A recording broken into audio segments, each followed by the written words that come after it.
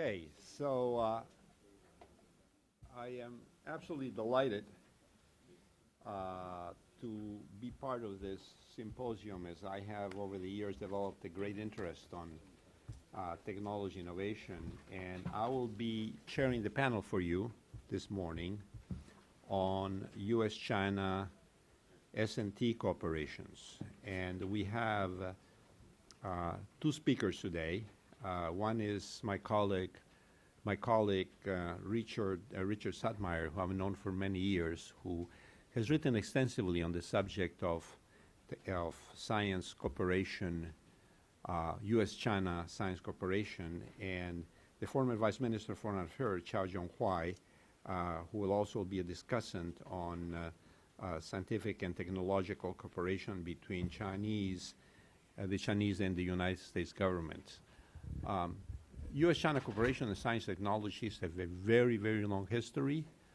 There has been American companies actually made a tremendous inroad in China in the Republican period and made a number of strides. There was a tremendous amount of innovation. Also, American telegraphers, I think, worked extensively in China in developing the telegraph.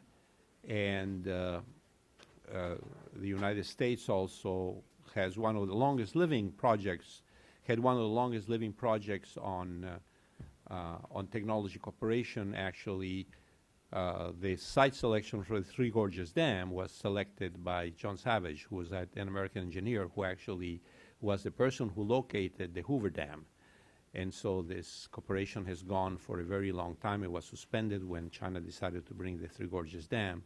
But overall, we had a very fruitful history of S&T cooperation. So I'm looking forward to this session, and it has not been without a set of obstacles and a set of problems at times. So I'm really looking forward to how our speakers will explore this very important topic. So, Richard, you have the floor now from 11:05, say, to 11:30, and we will try to give you your full 25 minutes. Okay. Thank you, Marco. And I need this, I think. Huh? And also, if you can pick up speed without undergoing undue risk, then we'll try. Well, I think it is, first of all, let me thank the Kissinger Center for inviting me. I think it's a great event to have discussions. There's no microphone. He's not talking into the microphone. The interpreter can't hear anything he's saying. Building bilateral platforms for today's big challenges. And I'll come back to that theme a little bit as we go forward. We should, I think, maybe start, even though we could go back well before 1979, it's useful, I think, to think about this initial agreement between the two governments on the occasion of Deng Xiaoping's visit, and I think Minister Zhao will say a little bit more about that also. But what I wanted to do was just to have a quick then and now kind of comparison. At that time, of course, the U.S. really was kind of the unchallenged leader of research and innovation for the most part. China was coming through. China was just emerging from the Cultural Revolution. Its R&D system was very disrupted. And we lived in a certain Cold War geopolitics. Now, of course, things have changed very, very dramatically. The U.S., I think, is still a leader in research and innovation, but things have obviously changed. We have to qualify that somewhat. China is on a very rapidly rising trajectory of scientific and technological development, as Minister Liu pointed out. And I think we're also in a period of great geopolitical uncertainty, which affects the relationship. In addition to all of that, I thought I would just like to say a word picking up on Dr. Hughes's points about the changing nature of innovation. The World Intellectual Property Organization, WIPO, produced an interesting report here in the last year on the changing face of innovation, noting in particular this whole idea of the shifting geography of innovation. So these days when we talk about the world of innovation, you can't really exclude East Asia in ways that you might really have done so 30 years ago, 40 years ago. Internationalization as well, so that more and more research, more and more innovation is actually occurring cross borders. It is more collaborative, by and large, both in terms of the value stream itself, the upstream, downstream levels, but also horizontally in terms of potential competitors actually are often cooperating as well. And in all of that, this intellectual property question, maybe not surprisingly coming from WIPO, gets a lot of attention, right? More and more intellectual property has become a central issue in business strategies. And there's lots of interesting data to reinforce that as well. So with that as a quick background, let's just think for a little bit about how this thing developed after 1979, this relationship. First of all, we saw almost immediately the beginning of a surge of Chinese students coming to the United States, students and scholars. China in the 1980s began to put together the elements of a technology transfer regime which facilitated foreign investment, which facilitated technology transfer and made a big difference. The World Bank, we should remember, played a very important role in helping to build up universities, build up national laboratories that were mentioned, and engineering research centers. And in all of that, we began to see the beginnings of very significant changes in the Chinese innovation system, starting in the 80s and continuing today, as Minister Liu pointed out. And out of all of this has come now this sort of what I've called here the multi-channel engagement.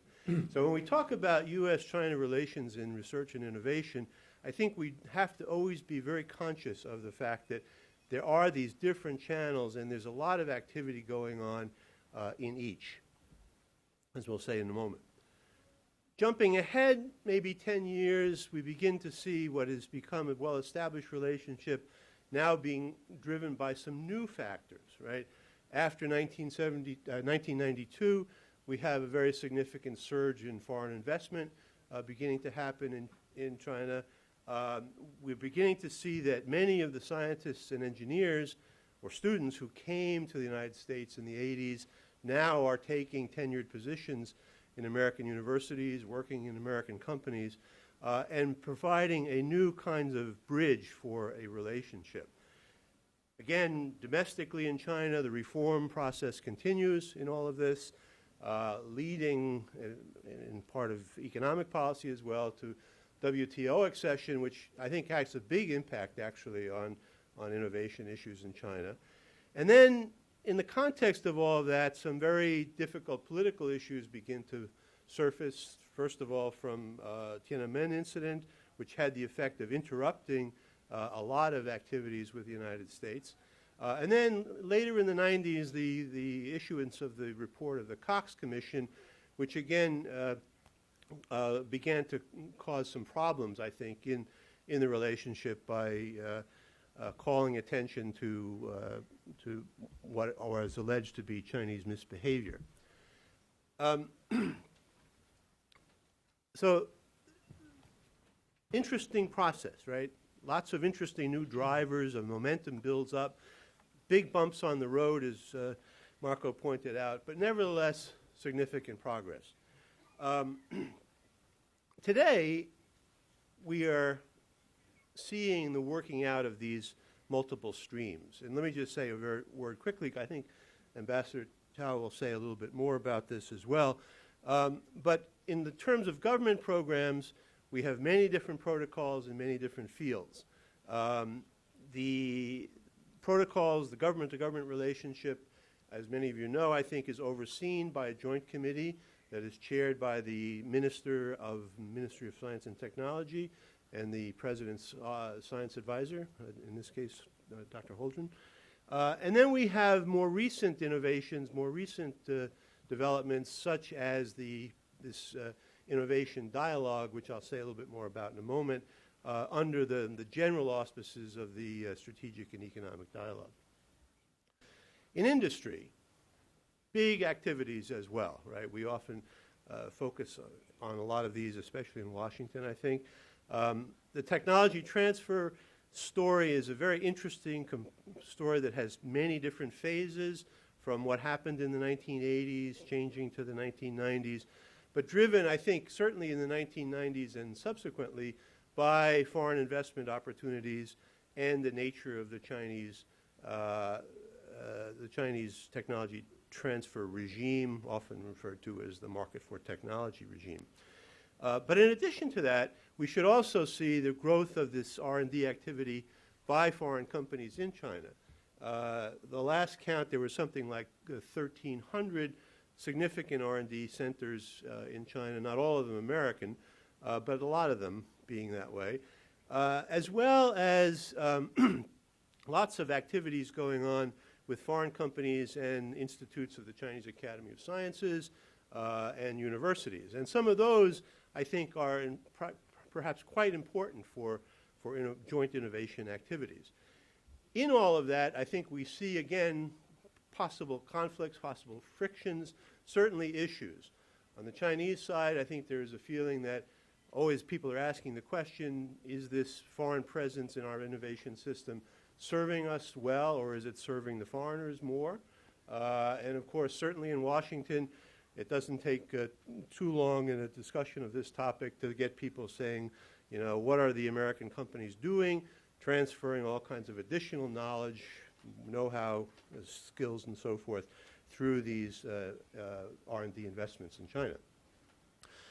In the academic realm, great activity as well. Here, of course, I think it's mainly the individual scientists who have carried the ball quite a lot. All of this investment in training that was made has built relationships between professors and their students. Those have led to cooperative relationships subsequently. Gradually, I think the U.S. has been slower than Europe and Japan, especially Europe. Gradually, we're seeing more institutional ties as opposed to just individual project activities. But in all of this, we're beginning now to see, I think, this very interesting phenomenon of the Chinese research environment selectively now becoming very important as a magnet for foreign researchers, including lots of unemployed American postdocs who have trouble getting jobs here. But with all of the investment China is making in, especially in big science, there are facilities now in China that really are world-class and are attracting people selectively in some fields. And you can see this just by looking at some of the co-authoring trends. My apologies, this is data only to 2005, but if you extended it, it would go a little bit further. So what this is really doing is telling us who does China collaborate with in terms of joint research. And the black line at the top is the U.S. And you can see, I think, in all of that, some of the consequences of the growth of a Chinese, ethnic Chinese community in the United States and American universities collaborating with partners back in China. The others, Japan is the second largest on this graph as well. One of the things that, again, I think that Minister Cha will say something about, but I mention it here because I think it really is a very interesting new departure in this whole relationship. And that is the establishment of this CERC, right, Clean Energy Research Center. It's interesting, I think, because what it does is, for the first time, really pulls together in a systematic way all three of those streams, the government, the academic, and the commercial, right? And what the two sides have done is they've created these consortia of government, industry, and academics to work on these three critical problems: advanced coal technology, energy efficiency, and clean vehicle technologies. And what you can see, I think, is that the leaders of these consortia represent this mixed institutional pattern, right?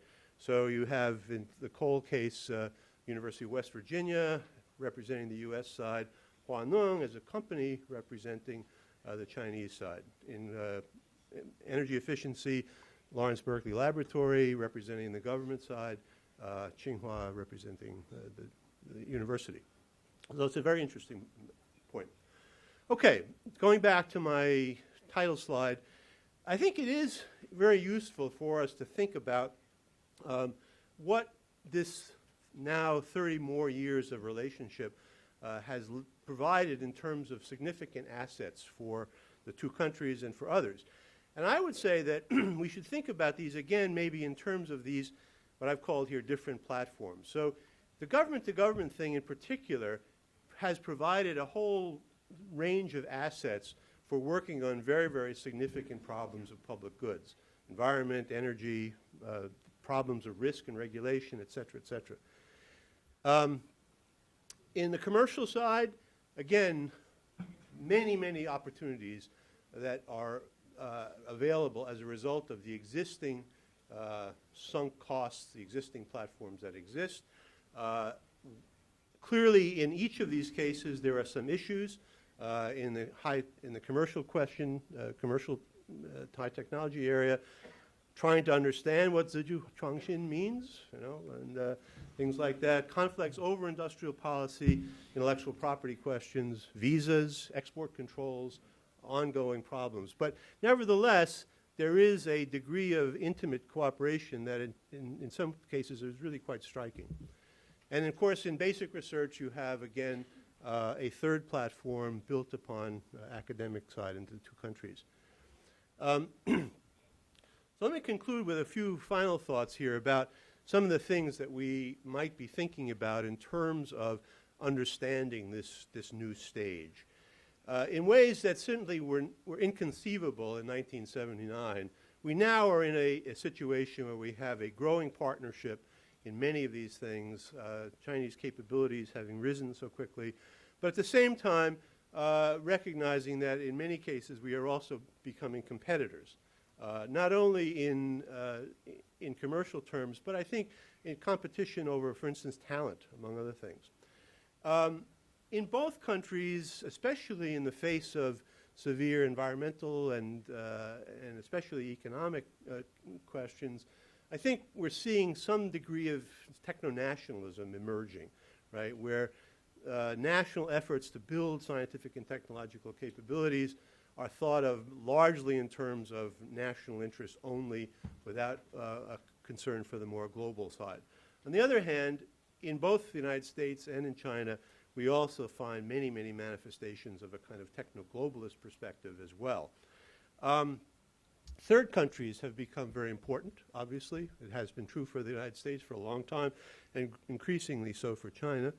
And as I said, following WIPO, the world of innovation is changing. So a few key challenges here, it seems to me. This question of security issues, I think, is important.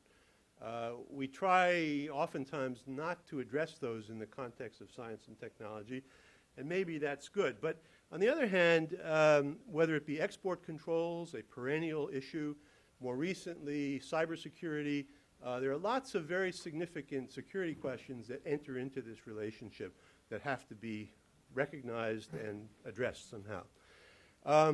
Relatedly, I think there is a question of trust and maintaining trust. On one hand, we have lots and lots of experience of building confidence with the two sides. But on the other hand, we also see manifestations of distrust quite a lot. The IPR issue, of course, is one that keeps popping up in China's industrial policies. China has its own reasons for, I think, questioning some of the U.S. side. And in this context, I think this innovation dialogue is kind of interesting. I'm not sure whether it's going to lead to anything all that significant at this point, but people are hopeful. And yet, if one looks at some of the things that have been said in the context and some of the people involved, you can see that some of them are, in fact, very much oriented towards a China that, on the American side, that is threatening, is breaking the rules, et cetera, et cetera, et cetera. So these are the same people who are then supposed to be building confidence as we go forward. We could go into some of these other points, but in the interest of time, just note them. I think funding issues for the relationship continue to be important, especially in the U.S. side, and governance and coordination on both sides becomes very important. And again, I think the U.S. has, on balance over the years, failed to take as much advantage of what has been going on with China, largely because we've been asleep at the switch in some sense. So to conclude then, in the final analysis, this issue of globalization kind of comes up again. And I'm just going to conclude with a few reflections, right? Going back to this notion of the changing nature of innovation, what we're really seeing, I think, is a world of networks, right? A world of research and innovation networks. That raises the question of how that relates to, interacts with national innovation systems, which we tend to focus on more often than not. In all of that, we come back also to the question that came up a little bit this morning. Not only is the role of government, I think, in domestic S&T policy critical, it's also very critical for understanding the international possibilities. So on one hand, if we look back on this relationship, we can say that that 1979 framework actually, the agreement set a very good framework for subsequent development of private sector, whether academic or commercial activities. These days, though, I think if you looked at the dynamics, arguably I think it's the industry and academic networks that are driving an awful lot of the cooperation. And that's true not only with China, but I think internationally. And in all of that, with a country like China as well as India, this whole issue of diaspora influences becomes very important. I don't think you could see patterns of co-authorship the way we see them without looking at the diasporic influences. So I want to just conclude, very close to my time. Oh, you still have 5 minutes. With this little network presentation, which I always like very much, which kind of captures, I think, what I'm getting at here about this world of networks. So this is actually based upon real data from around 2005 again, and it represents patterns of cooperation among key players in this global system of innovation. And as of 2005, the U.S. still was the sort of super node, right, the big node out there in this network, and China was a kind of secondary or tertiary node, right, over here. Germany here and a few other OECD countries.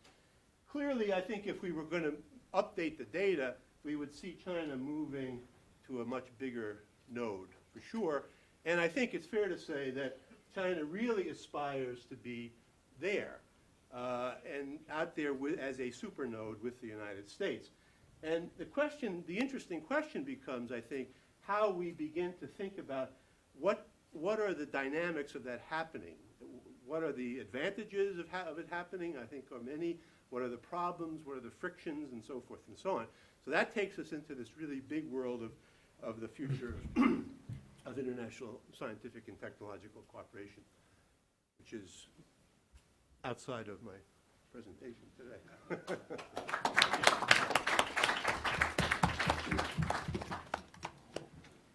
There is, I might add, various papers on this subject at that.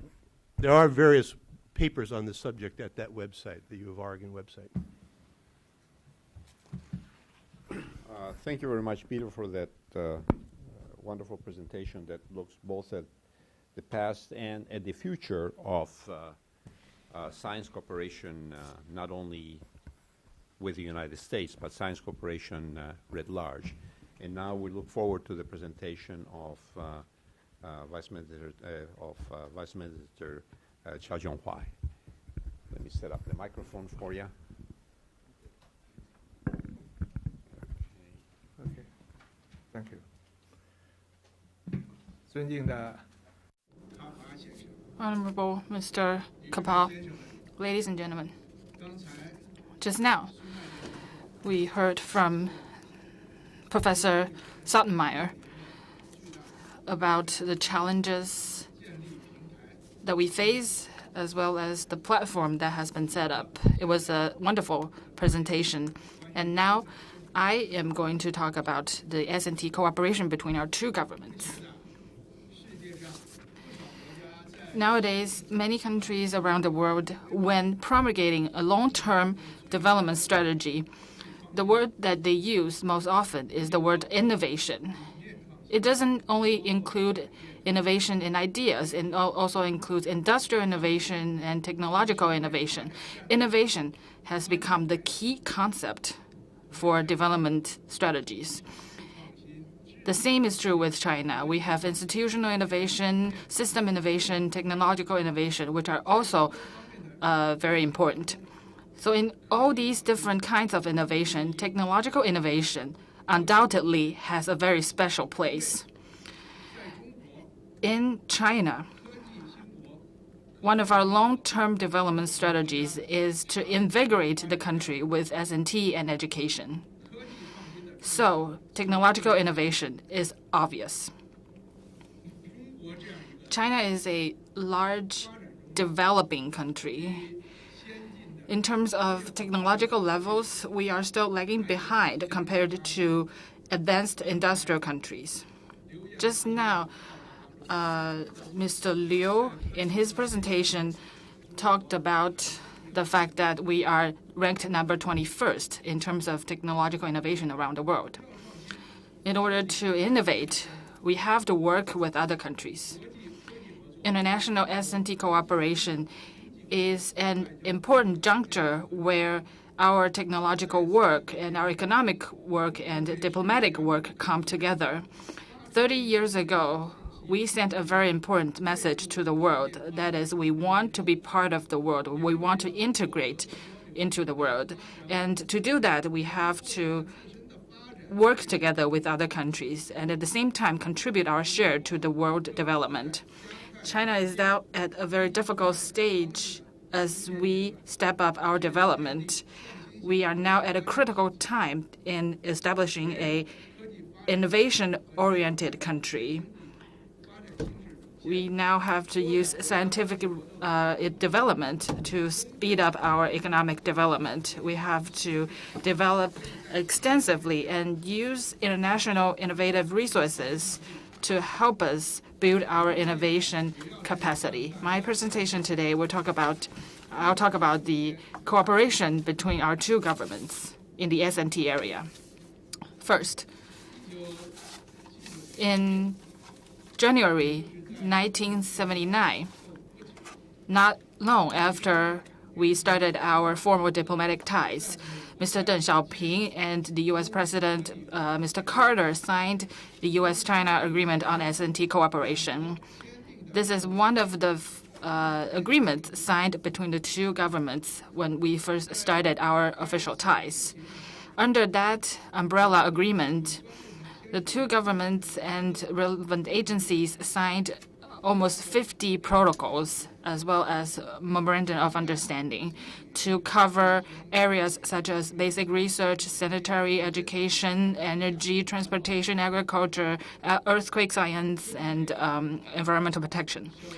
Based on that agreement, the first Joint Commission on S&T cooperation was held in January 1980 in Beijing.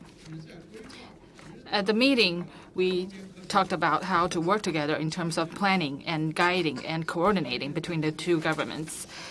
Then Vice Prime Minister Mr. Fang Yi and the S&T director in the U.S. government, Mr. Frank Press, were the co-chairs of that meeting, and Mr. Deng Xiaoping was also there to witness the signing of six protocols. So 33 years have passed. The two countries have held 13 such meetings together where we have established the SARC and other major projects together. In areas such as the prevention of SARS and HIV/AIDS, we also work together by shouldering common international responsibility. The last such Joint Commission meeting was held in October 2009 in Washington, D.C. Minister of Science and Technology, Mr. Wang Gang, and Dr. Holdren from the Office of S&T Policy were the co-chairs. President Obama sent a congratulatory letter to that meeting in which he said the S&T agreement between the two countries is one of the longest existing agreements between the two countries. It is important because it helps improve the livelihood of our peoples. It proves that technology can be the bridge between two nations. In January 2011, when President Hu paid a state visit to the United States, China's S&T Minister, Mr. Wang Gang, and Dr. Holdren of the White House S&T Policy Office signed the S&T agreement to extend that agreement in the White House. And that agreement became part of the joint statement for that visit. The 14th Joint Commission meeting was held in May this year in Beijing. So about a month ago. President Hu sent a congratulatory letter to that meeting, and State Councilor Liu Yandong was there to read President Hu's letter. Based on the agreement signed between the two nations, our S&T cooperation mechanisms include the following. I have those on my slides, and I believe those are translated into English as well on the slides.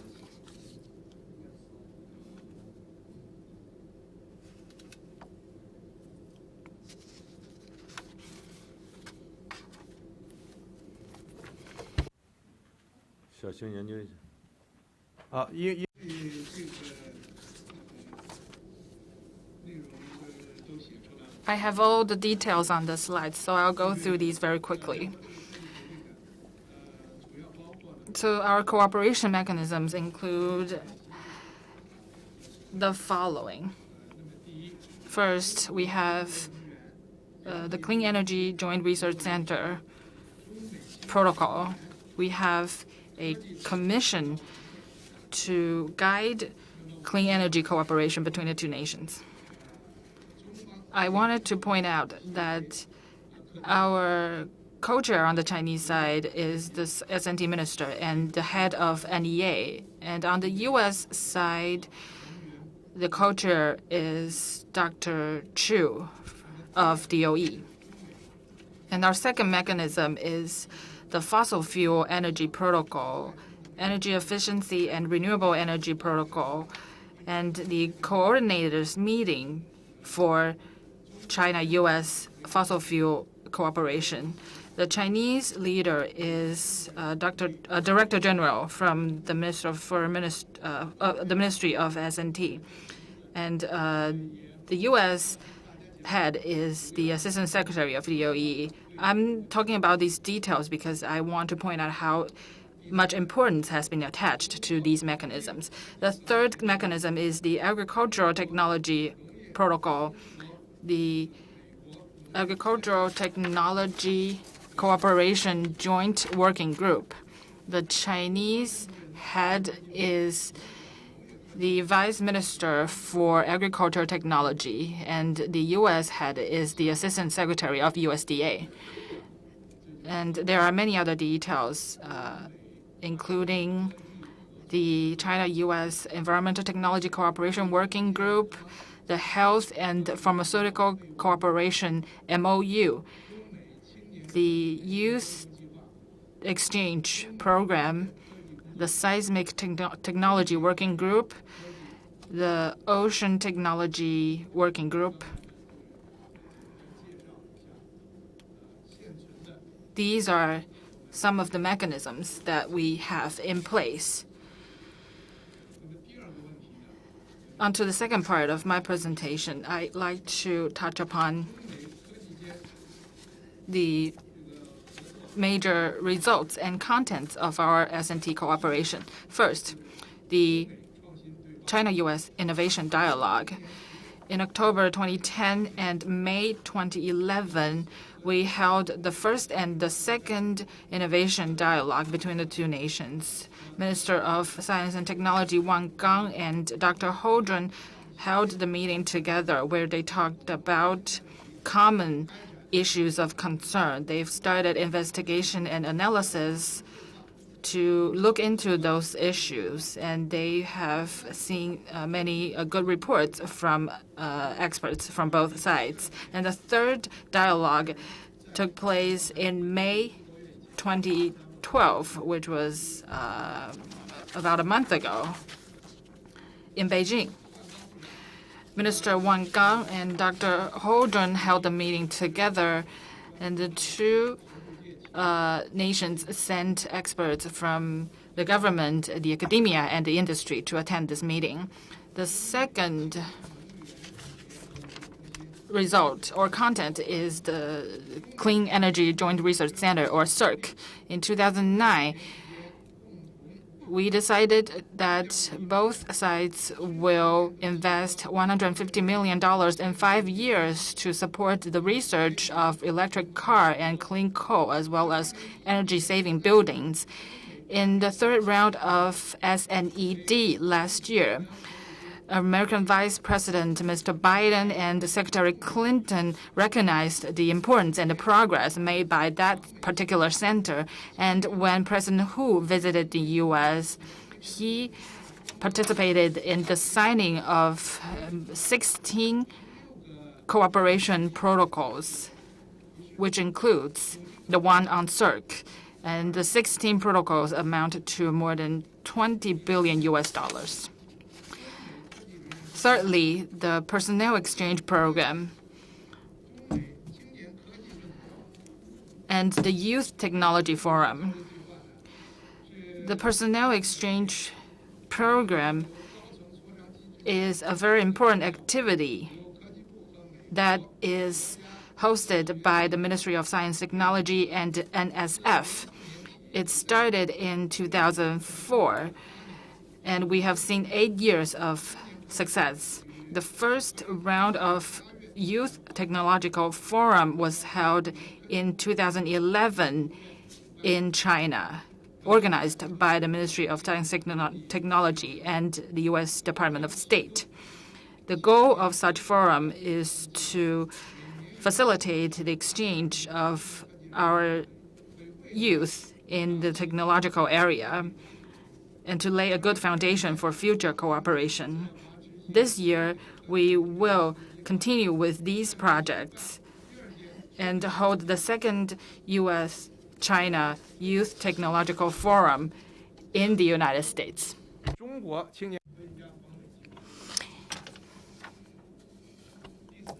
And number 4, let's look at the U.S.-China Agricultural Joint Research Flagship projects. In November of 2011, Secretary Vilsack and Minister Wang Gang signed a letter of intent for this program.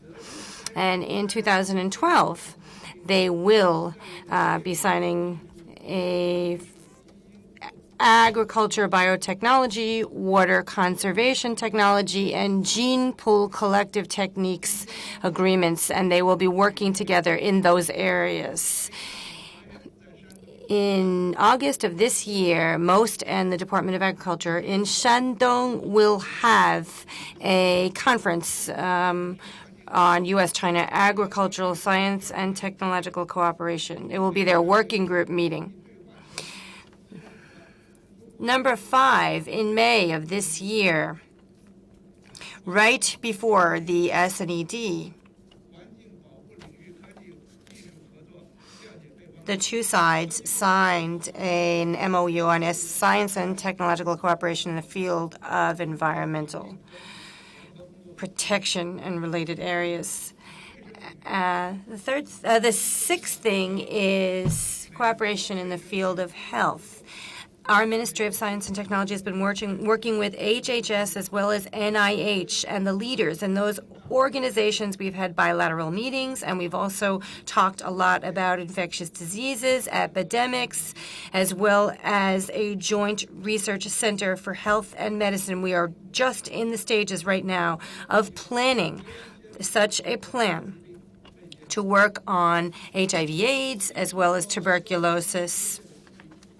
Both sides have been working really hard, and the two sides, government to government, cooperation, collaboration, and exchanges are now in-depth, stable, lasting, and we have an effective bilateral cooperative exchange mechanism. We have a broad range of fields covered. We have multi-layers, multi-levels of exchanges, diverse partnerships, and very focused and high-quality exchanges in higher energy physics, agriculture, medicine, health, marine, and fishing, earth science, atmospheric sciences, as well as physics, basic research, energy, and civilian industrial techniques, as well as geological and disaster research. We have been doing a lot of work, and our results of the work are quite encouraging. But what's even more important than that is that we have been working through all of these mechanisms and dialogues to take our research and cooperation on innovation to a higher level. We understand each other better. We don't have as many differences as we had in the past, and we have valuable consensus that have emerged. In the past, we were judgmental and critical of each other, and today we have more of a situation where there's understanding and cooperation taking the lead. We both encourage innovation. Of course, in the actual operations of how we go about it, we do different things because our countries are different, but we're working together toward joint research, data analysis, as well as trying to work on sharing of our results. Because every single country wants to innovate, and innovation doesn't know any borders. Both countries encourage cross-border cooperation, and more experts and scholars in the United States are basically understanding and more approving China's policies. We are spending more and more on our basic research and developing our talents because we are quite successful. We are showing our success. You can say that the cooperative relationship between the two of us is building up strategic trust, which is promoting improvements in science and technology and bringing better lives to the people, as well as more and more people-to-people exchanges. The third thing to discuss here is evaluating science and technological cooperation and some expectations for the future. Both the United States and China attach a lot of importance to cooperation in the science and technology realm. President Obama and President Hu, in both 2009 as well as 2012, sent congratulatory messages to the joint Science and Technology Commission meetings. And at the Innovation Dialogue, as well as the Joint Commission recently, we could see from how high level the participation was, how diverse the participation was, and how broad an array of topics that there was. We could see how much they both attach importance to all of this. We cooperate on a rich array of topics. We have excellent results, and all of that is a key force, driving force in promoting overall relations between our two countries, which is a very pragmatic cooperative relationship as it exists today, and it's also a good driving force and an important part of the U.S.-China partnership itself. Scientific and technological cooperation between our two countries has been pretty smooth from start till up until now, from the time it started up until now. Sometimes it's affected by other factors, but not as much as other areas of the bilateral relationship. You could say that it's a really relatively stable area of cooperation between our two sides. It's been very productive. our cooperative relationship, and it's been good for China. Looking at the statistics from some of our government entities who have provided statistics, there are a lot of theses and papers that have come out of China as a result of cooperating with the United States. And it's not just that the United States has been supporting China in these areas. We have also, in addition to getting this support, we've learned advanced managerial methodologies, and our whole system of administration for science and technology is much better than it was in the past. It's a beneficial relationship that is win-win for both of us. Our researchers and scholars have been working in food security, chronic diseases, infectious diseases, climate change, stem cells, high-energy physics, and other areas. We've been joining hands and working together, trying to work on difficult problems such as neutrinos and the uses of nuclear energy. And our cooperation has been in-depth. Recently, in the area of clean cook stoves, high-speed rail, agricultural technology, fourth-generation nuclear energy, and health technologies, China has been using its own advantages in these areas to work with the United States, providing even new breakthroughs for S&T cooperation between us with companies like the ENN Group, DQY Ecological, Suntech, and Huaneng. Those are excellent representatives, typical representatives of this type of cooperation. And we have noted that there are some Americans that are quite concerned with our indigenous innovation and our IPR protection policies. So my colleague, Mr. Liu Yanhua, talked specifically about this in his presentation. I'm not going to go into it again here. I would just like to talk a little bit about my personal experiences in these areas. Many years ago, I was the ambassador to Geneva, to some of the international organizations. I represented China at an international organization there, and I did a lot with IPR activities. I was the ambassador to WIPO, and I know that China has been an active participant in many of these agreements, actively more than many other countries. And in WIPO, under the guidance of WIPO, we have been able to build up our capacity in our country, including our whole system and of many mechanisms to protect IPR. And I'll give you also another very simple example. Our highest level of policymakers, the Politburo of our Communist Party, that is, meets regularly to learn more about these issues.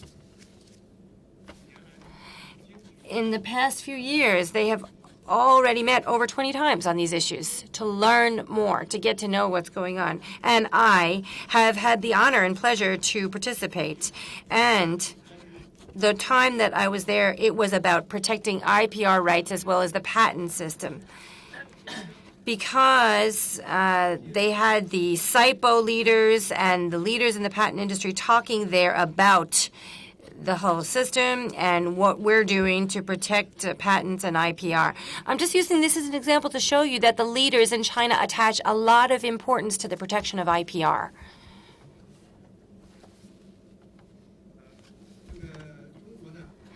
China now and in the past attached a lot of importance to that, and we've been working with the United States in the area of education, legislation, and oversight. But protecting IPR is something that we have to work together on. We hope that we can work according to the principle of non-discrimination and that we can support industry and researchers working together across boundaries in depth more than ever before, exchanging, collaborating, cooperating, and learning each other's successful models and taking those successful models into more and more areas of our economy. So finally, I would just like to say here that I myself was in diplomacy for 30 years. So my presentation probably should show that. You can tell, maybe. However, I would just like to say one more thing, that before being in diplomacy, I, in the past, worked in space research for several years. And so I do have some experience personally in the area of science and technological innovation. I'm not a total outsider in that area. So I feel that this topic, that I brought that to my speech in this topic. I hope you were able to get to know that. Thank you, everyone.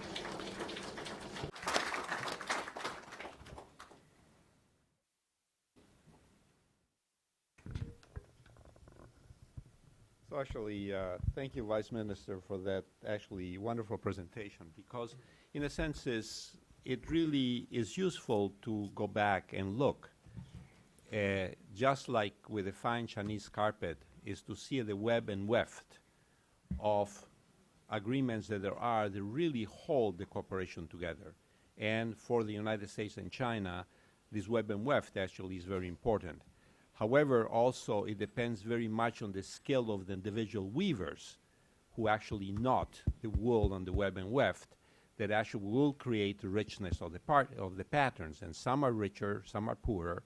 And I think a great deal of praise also goes for the individual researchers who actually find a way to develop these patterns. And I think to some degree, Professor Sadmaier's presentation actually presented this other aspect of S&T cooperation, which is actually how the weavers, how the other people, the other folks in the science and technology cooperation ecosystem actually produce the actual results of S&T cooperation. So I would like to, we saw, actually witnessed two widely different presentations. One is the one on how the structures of government actually provide a framework for S&T cooperation.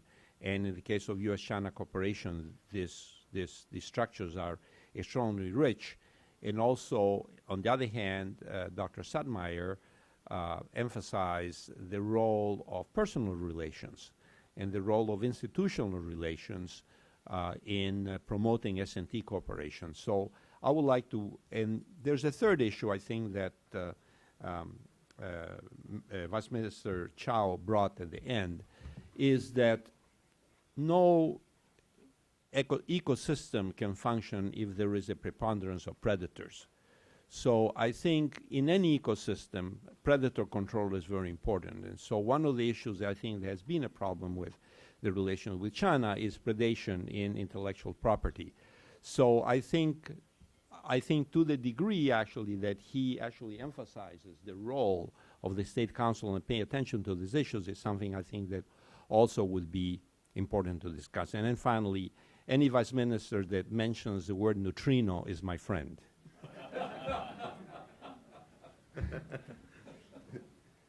So let's start the discussion. We will be happy to take questions. May I have the mic?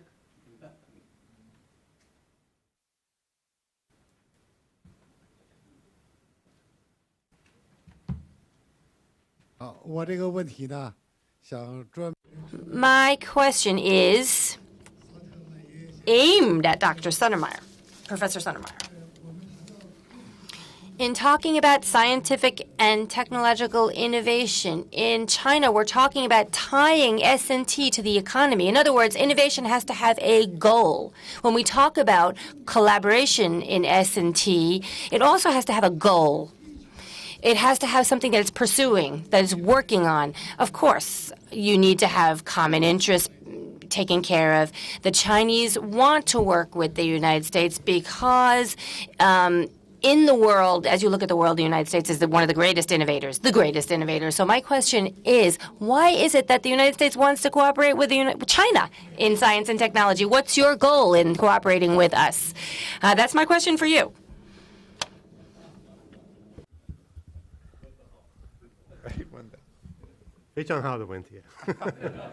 Great question. It is a very interesting question, and I think the way I would answer it is in terms of a longer pattern of change.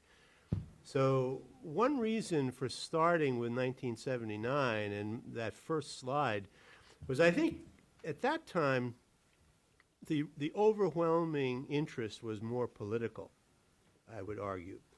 If we think back at that time in terms of the geopolitics, this was an opportunity to take advantage of using science and technology as a diplomatic tool, I would say.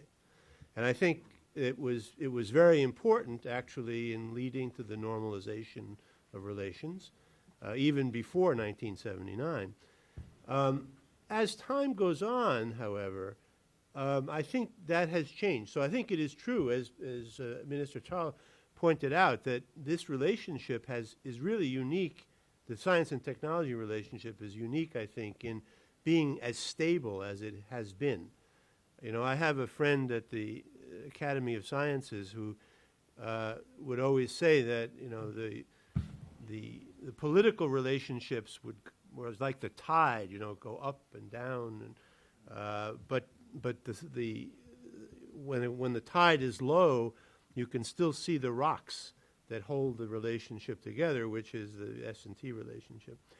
So, but I think that at this point, it's a mixture of political interests, common global commons questions such as energy and environment, innovation possibilities that are beneficial to the United States.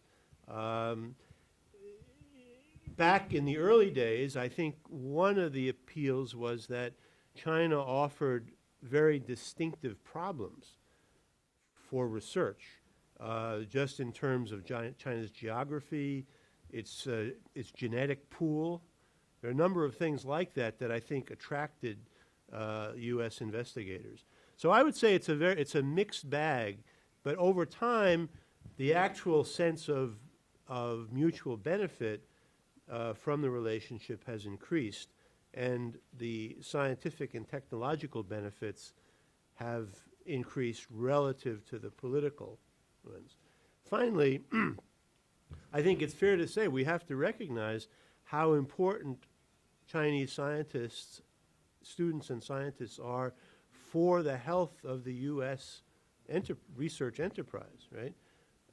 Given our problems with education, if we did not have ethnic Chinese scientists working in our laboratories and teaching in our universities, we would be a much poorer country.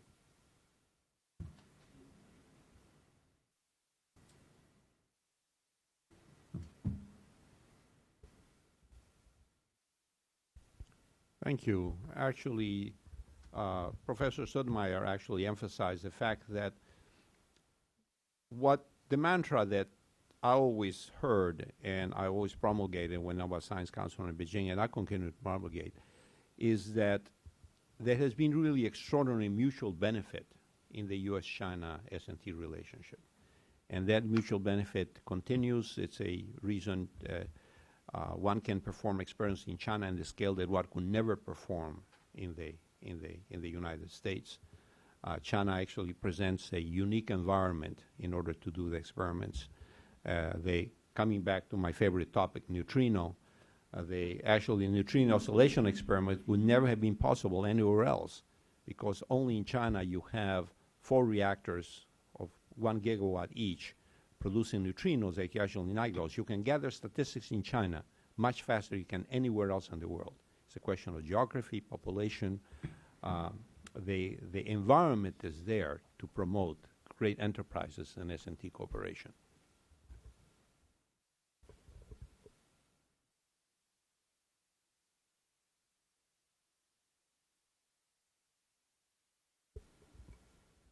Steve Barrell with the National Academy of Sciences. I have a perhaps undiplomatic question, but I want to address it to Pete as well. And that is that, as we all know, and you know especially well, U.S. government funding for bilateral S&T cooperation, not only with China, but with all parts of the world, is in short supply and has been for a long time, is occasionally suspect. In political circles, it tends to be viewed as an expense, not a way of leveraging U.S. resources. And one cannot be at all optimistic about the future.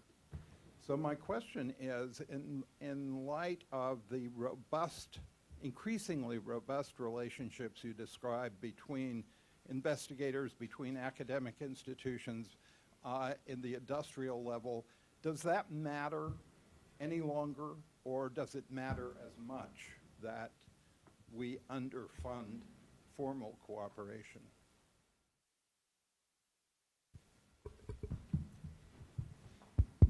Yeah, that's another good question.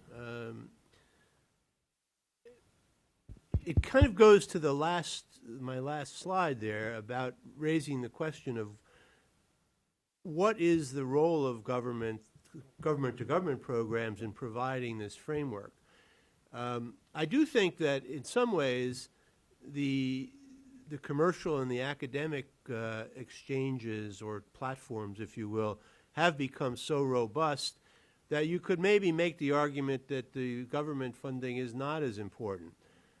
But on the other hand, we shouldn't underestimate the importance of that framework, and we shouldn't underestimate the importance of the kinds of work that goes on under it.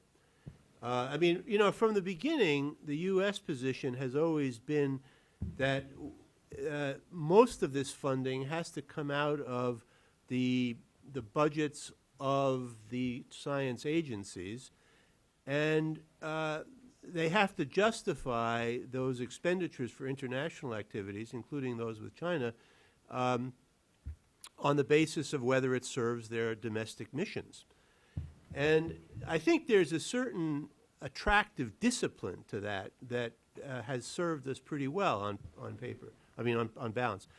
But I also think that there are some areas where that's just not enough and where we really have to think of this as an investment. And I mean, it's interesting because I think in policy terms, there is more realization now in terms of foreign policy of the importance of international science and technology, just at the time when, in fact, the resource situation is becoming scarcer. So I think it does matter. You know, the thing that I keep coming back to is, I think, the ill-advised approach of Congress with regard to funding OSTP. Now, it's not funding research, but somebody in this government has to be in a position to coordinate and give direction to this multifaceted kind of relationship, and the logical place is OSTP. So cutting back on funding for OSTP, it seems to me, is very ill-advised because it sort of has the effect of saying, well, we don't really want to maximize our opportunities from this thing. We'll just squander them. And, you know, can all those the benefits be realized only through the academic and commercial channels? I think not, precisely because there are sort of common public goods issues that come up out of these relationships that really require active government attention. And it may not only be research, but it is research related to policy and coordination. Back there? Yes. Yes, I'm Bruce Lehman. I'm the president of the International Intellectual Property Institute. And back in the 90s, I was very much involved in intellectual property diplomacy as a member of the Clinton administration. I worked with Kent Hughes and others in the Commerce Department. And my question, I guess, is initially addressed to Minister Chen and also to other members of the panel if they would like to respond. And that is that there's been a lot of reference to intellectual property issues here. But I'd like to just, bring us back a little bit to the context of the 90s when the U.S. and China first engaged on these issues. And that was in the context of bilateral negotiations for China to adhere to the WTO treaty and its TRIPS provisions. And as I see it, and I think that was the understanding of the Clinton administration at the time, that the equation there, the quid pro quo, was that the United States would permit China to have virtually unfettered access to U.S. markets so that it could exploit its comparative advantage in the cost of labor. And so very quickly after the trade barriers were reduced, we saw the loss of virtually the last vestiges of a lot of consumer manufacturing in the United States. But I think that the quid pro quo that we expected was that we would have a better advantage in the Chinese market for what we saw as our comparative advantage, and that was what President Clinton referred to as the high-wage, high-tech jobs that were largely supported by the intellectual property system. And whereas there's been no question that China has certainly made progress in developing an infrastructure for the protection of intellectual property rights, as a practical matter, those rights are not sufficiently recognized and enforced in China so that the United States is able to effectively exploit its comparative advantage, the comparative advantage that was a part of this quid pro quo. And that's produced a tremendous tension. It's, I would say, the greatest tension between the United States and China right now is the trade imbalance that we have. And that's particularly a problem given the current economic situation in the United States and the world.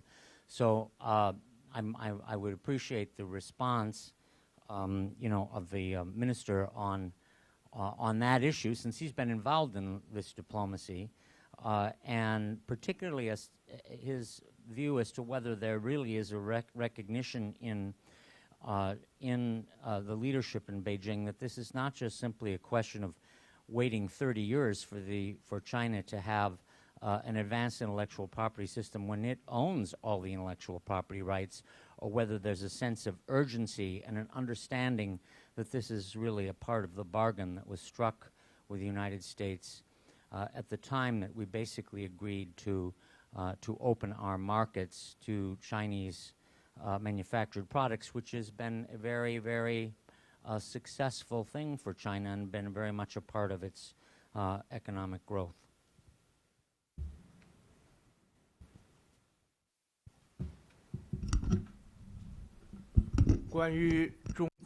On the protection of IPR in China and its relevant situation, Mr. Liu Yanhua actually touched upon this, and I also talked about it a bit. So from the government point of view, I have to say that we put a lot of emphasis into this area. I also gave you 2 examples just now. I can say that whether it is from the policies or education for the public, as well as regulation or monitoring of IPR protection from the government's point of view, we are making a lot of efforts. We're doing a lot. Let me give you another example. Just a few years ago, a lot of the software that is used were illegal. And the government, what the Chinese government did was using an administration order to prohibit those illegitimate software. Anyone who uses illegitimate software will be punished. That is one of the work that has been done by the government. So starting from zero to what we are today, we have to go through this process in protecting IPR. And I think our pace is relatively quick. The IPR infringement cases that I have heard so far, including pirated DVDs, pirated movies, pirated T-shirts, these are there. We have those problems, but our relevant agencies are now doing their best to crack down on those crimes. But in terms of major technology and the IPR infringements on that, I don't think I've ever heard of any cases. Maybe just a few, but these sporadic cases don't really mean that the Chinese companies or relevant organizations are infringing upon IPR rights. That's my answer. I'll just follow up. To follow up on what Mr. Chao said, IPR protection is important. Around the world, starting from the 90s, people started paying even more attention to that. We started our reform and opening up around the 80s. And throughout this process, this reform and economic development process, we are going really fast. But in this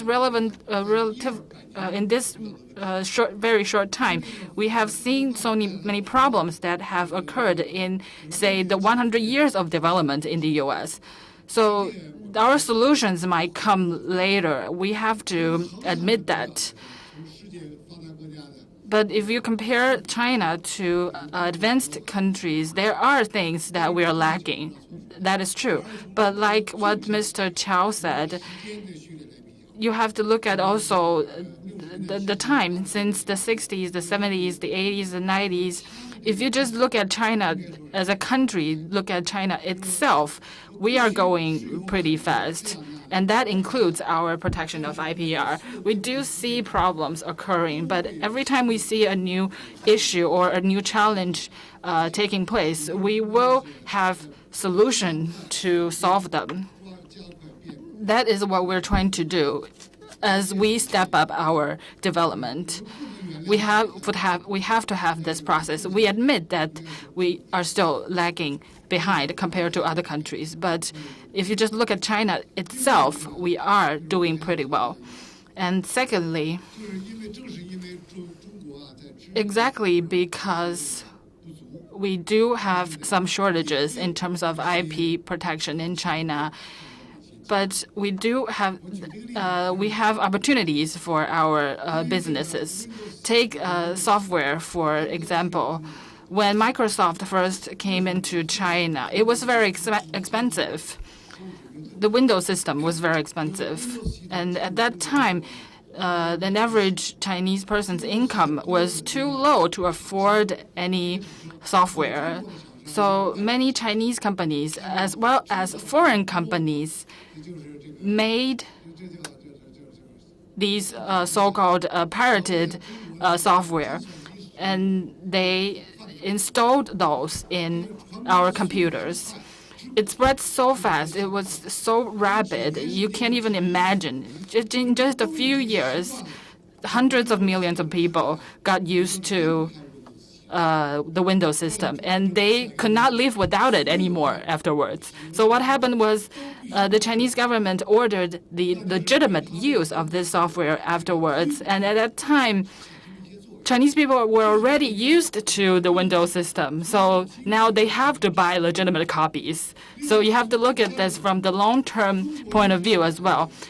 In addition, the Chinese government has always been trying to support the Chinese kind of operating system. But that system did not really become popular in China. Nowadays, we use Microsoft operating system in China. So you can also look at it from that point of view. IPR is a double-edged sword.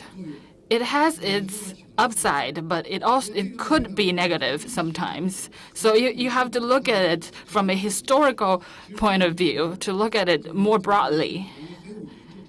This is something really that merits our research. Just a few words. In our exchange or engagement with other countries, and as well as in our own development, we see many challenges. One is climate change. as we develop so rapidly, we are emitting a lot of carbon. So in China,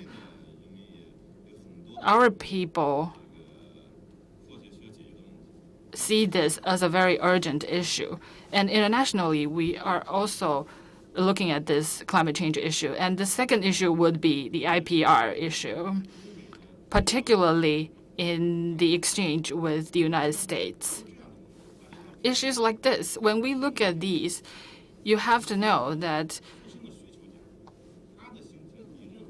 the Chinese government sees this more urgently than any other person. They take this more seriously than any other would do. In the past few years, emissions reduction have been one of our national goals. We have taken up a lot of risks and paid a lot of costs. It's the same with IPR. I think more Chinese companies have been victimized by this IPR infringement issue, maybe more so than foreign companies. We are trying to protect IPR, not because we're pressured by other countries. It's also because we are trying to develop our own economy. So what we want to see the most is, well, for example, to solve the climate change issue, we want to work together with you on researching new technology or new energy to promote our efforts in that area. And it's the same with IPR protection. We want to work with you. We want to learn from you. For example, in China, we have also the problem with poisonous food. Well, you probably don't have this in the U.S. In China, our government is doing a lot to crack down on those poisonous food. It's the same with IPR protection. As soon as we see any problem, the Chinese government would take action. So in our dialogue, we always say there are so many pirated products in China. Some people always make it sound like it's the problem with the government. It's the government that's not taking enough action. But that's not true. What we want to do is to learn from you and to work with you. We have a very steadfast position in that regard. One of the questions that I had was that basically to what degree is the State Council engaging in promoting the intellectual property rights of the Chinese people themselves, actually, because to some degree also violation of intellectual property within China is a barrier to innovation because it actually reduces the incentives to innovation. But now what I want to do is I want to share an anecdote because once I had lunch with Bill Gates and it happened to be at the ambassador residence with Bill Gates had come to visit China, and Ambassador Roy invited him, and I was present at lunch. And the question that came up to Bill Gates was, are you worried about people stealing the Windows operating system? And he said, let them steal it. It will become the standard. So you have confirmed, actually, Bill Gates' vision that the Windows operating system, and it's really quite interesting that in that regards, how the idea that you could have an operating system like Windows and the Chinese inventiveness of actually of laying an overlay on the Windows system that allowed Chinese computers to operate in Chinese really made it possible actually for personal computers to really spread like wildfire in China. They never really did spread in the same way either in Russia or in India for that matter. So any more questions? We want a vigorous debate on this intellectual property issue. Way in the back. Way in the back? Where are? I'm Rayanne Havasey from the Center for Science, Teaching and Learning. And thanks today for this. This is wonderful. Those of us in the scientific community feel very strongly that our PR efforts are not great in communicating to the public the importance of science and technology. And therefore, when agencies like OSTP get underfunded, we feel that we're not doing a good job in getting the public to understand the importance. Now, as China and the United States really begin to work together more than ever in the world of science and technology Do any of you see this as an issue that we need to face now before things go too much further, and that is communicating to those of us, particularly in the U.S., the public, the importance of this relationship in terms of science and technology?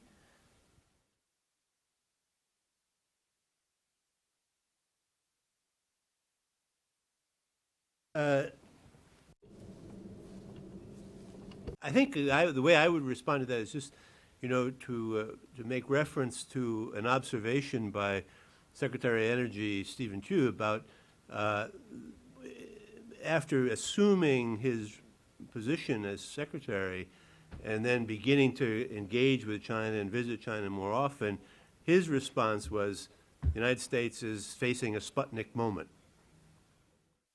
And the interesting thing, I think, is that we don't really quite see China's scientific and technological development as a single event that is very dramatic like Sputnik, but instead a process that is building on a fast, rapidly rising learning curve. But it's very difficult to kind of get the full impact of a Sputnik moment, even though he's probably right that it is a Sputnik moment and we should be responding accordingly.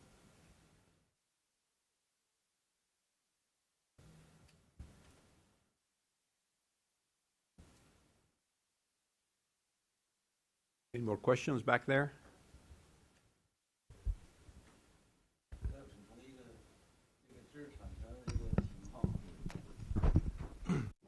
The microphone's not. Minister Qiao and Minister Liu answered very well, I think, just now, and they were telling everyone all about how, in addition to protecting IPR and really working hard on that area and working on the rule of law, that's all been said, and that's all true. Because we do experience IPR in dealing with other countries, but we have a lot of that inside of China, domestically as well. We have more and more cases in our highest level courts, Supreme Courts, and local courts. In the early days, in the past, they were at just regular level courts, maybe civil courts. That's where we dealt with IPR cases. But then there have been motions that were brought up, and we are now having pilots to have IPR courts themselves, IPR judges themselves that are in charge of these IPR cases. What we are trying to do is have a larger consultative committee or commission above that, composed of experts who understand economics, science, and technology related to aspects of these cases, because the judge might really know law very well, but he might not know technology that well. So he has to get the advice from that type of a commission of experts. So in the area of laws and in our judicial area, we are doing a lot, and that shows that we and our government are working hard to ensure the protection of IPR. We are making it more and more of an important task. Thank you, everyone.